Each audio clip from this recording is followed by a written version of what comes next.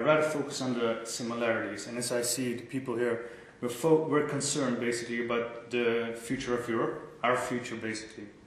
And if you focus more on the similarities, then the diversity thing will be emphasized, and we are less becoming a minority, as in becoming a victim, but being a part of the majority. That's the thing where we have to well, English is difficult, man. We have to head through finding, and also we have to make an effort to change the homogeneous identity of different countries to a heterogeneous identity. So that's the reason why I try to become more active. To yourselves, what can politicians and leaders in established positions do to enable this, what Holly was saying, by creating this homogeneous society, but also focusing on what's similar rather than the differences?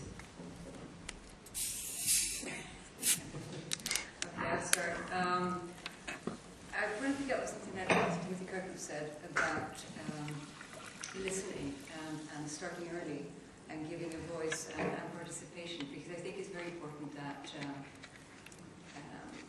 that we start very early with different kinds of education. And I mean, you're young, but not kids anymore at all. Sorry, my comparison, but maybe.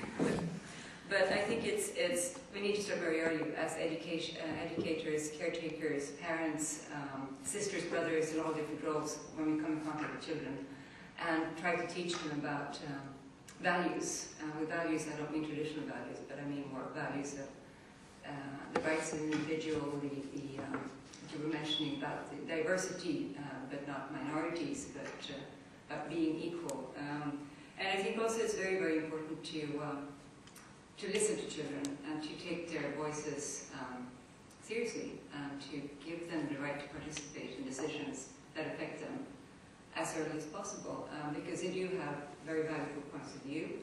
And I think it's not only when you turn 18, you know, a kid of 10 or even younger can have very, very good points of view on different issues, and I think it's up to us.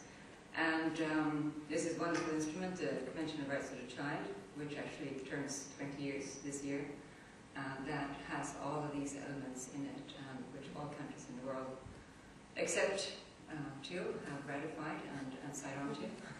And I think if we abide by those principles and turn those into practice, then we come a long step of the way.